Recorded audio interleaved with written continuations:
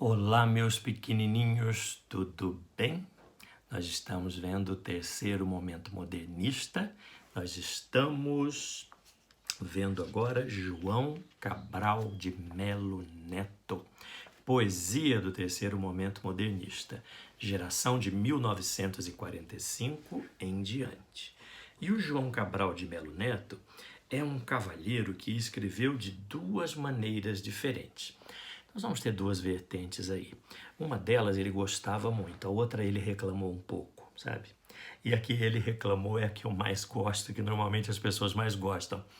Porque, na verdade, ele queria fazer uma poesia que fosse chamada de poesia geometrizante, uma poesia geométrica, substantivada, com pouquíssimos adjetivos. Ele não gostava de enfeitar a palavra, ele queria direto ao ponto.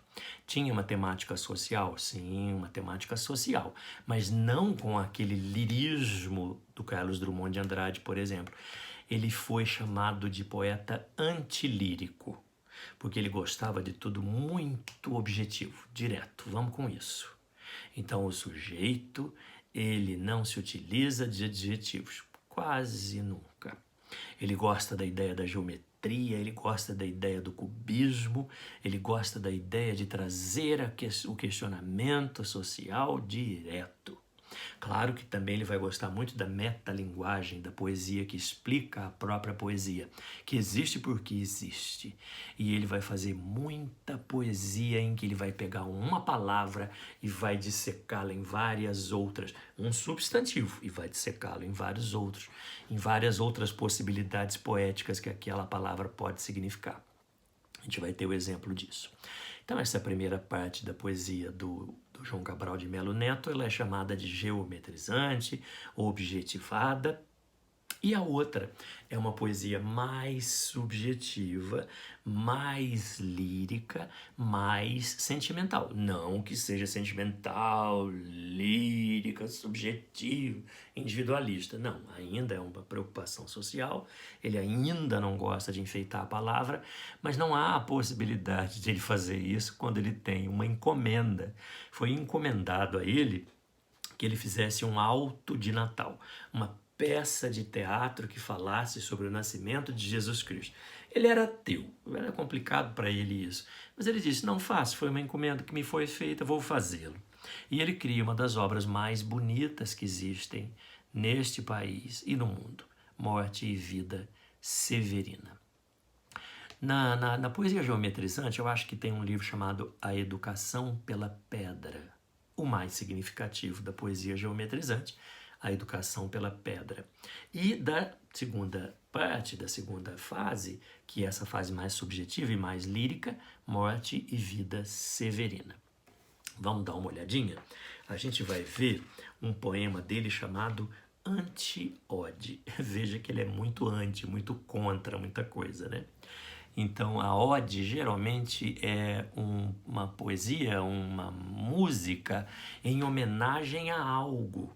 E geralmente você vai colocar muitos adjetivos, né, muitas qualidades para aquilo que você está homenageando, para a pessoa que você está homenageando, para o que quer que seja que esteja sendo homenageado. Agora, anti-ode é como se ele fizesse assim, vou fazer uma homenagem, mas não é uma homenagem não.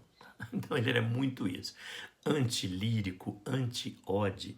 E ele vai fazer aquilo que o seu tio acabou de dizer, pegar uma palavra e colocar vários significados para essa palavra.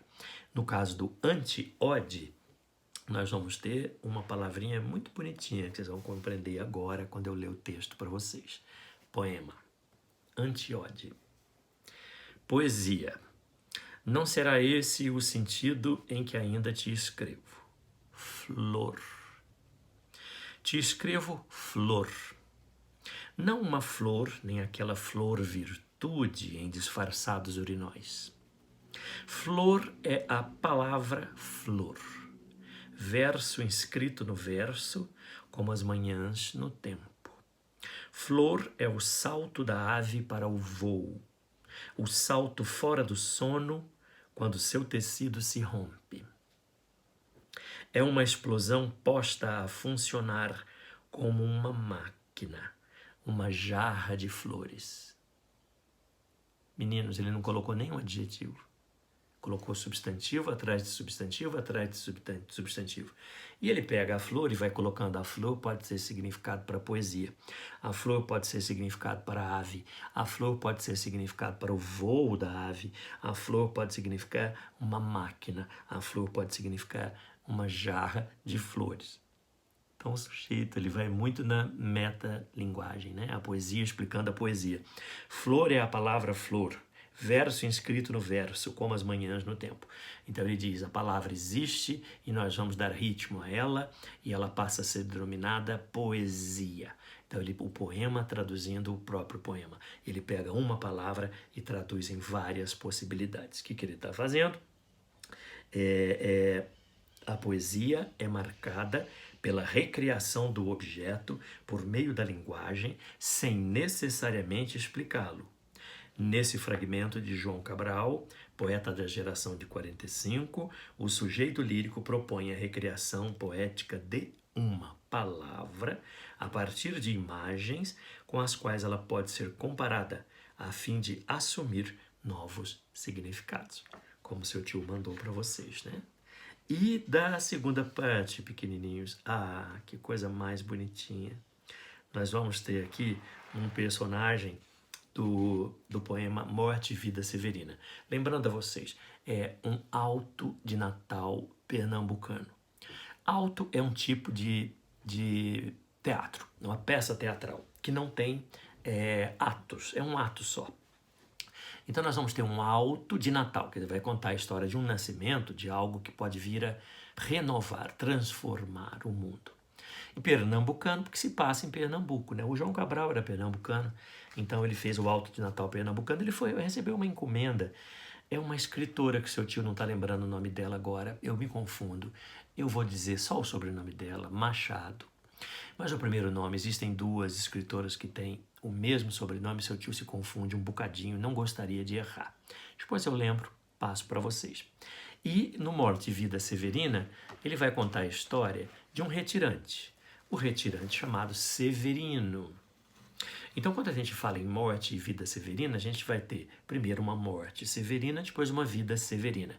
E a palavra severino, o nome severino, dá a ideia de severo, né? Difícil, severo, complicado, amedrontador. Tal. Então, uma morte severina e uma vida severina. Tudo é muito difícil e muito complicado. E o nome do personagem é Severino também. Ele brinca com as palavras, né? Que esperto esse João Cabral. E por que morte primeiro, depois vida? Porque o nosso personagem Severino, ele vai dar de cara com a morte durante muito tempo, porque ele vai estar migrando. Ele vai estar saindo do sertão nordestino, vai passar pela zona da mata nordestina até chegar no litoral nordestino. Então, nessa retirada que o Severino faz, ele vai vendo a morte no sertão, ele vai vendo a morte na zona da mata, Canavieira, e ele vai vendo a morte na grande cidade para onde ele se dirige. E depois ele encontra a vida, porque vai nascer uma criança, e essa criança significa que vale a pena estar vivo. Por mais miúda que seja a vida, por menor que seja a vida, vale a pena viver, estar vivo. E tem que ser guerreiro. A abertura do Morte e Vida Severina é o Severino tentando se apresentar. E é tão difícil porque ele é tão igual a todos os outros severinos que vivem naquele sertão nordestino que fica difícil ele se explicar. Olha que beleza. E olha o ritmo poético que o João Cabral imprime, né? O meu nome é Severino, não tenho outro de pia. Como há muitos severinos que é santo de Romaria, deram então de me chamar Severino de Maria. Como há muitos severinos com mães chamadas Maria, fiquei sendo o da Maria, do finado Zacarias. Mas isso ainda diz pouco. Há muitos na freguesia, por causa de um coronel que se chamou Zacarias e que foi o mais antigo senhor desta Sesmaria. Como então dizer quem fala, ora, a vossas senhorias? Tá vendo? A dificuldade dele explicar quem ele é, porque ele chama Severino e tanta gente ali chama Severino, e ele nasceu do coronel Zacarias, que acabou tendo muitos filhos com outras tantas mulheres chamadas Marias, e o coronel chamado Zacarias. É difícil explicar quem ele é, né? Depois prossegue, né? Aqui nós temos esse trechinho só. Mas depois há um prosseguimento dele tentando se explicar, e no final ele acaba dizendo assim: então eu sou só o Severino que em vossa presença emigra. E ele explica então que ele vai fazer essa migração do sertão para a grande cidade. Extraordinário e belíssimo, né? Quando ele encontra a criança, e aí tem uma passagem que diz assim: é da beleza da criança que nasceu tão pequena, mas a vida está ali representada. E belo, porque com o novo todo o velho contagia. Belo, porque corrompe com sangue novo a anemia. Infecciona a miséria com vida nova e sadia. Com oásis o deserto, com ventos a calmaria. Bonito, né? E no Morte e Vida Severina nós vamos ver o Severino encontrando a morte no momento que ele está no sertão, na zona da mata, que ele vê tudo verdinho com cana de açúcar, mas ele vê que todas as pessoas que trabalham ali são desrespeitadas e morrem como qualquer outro.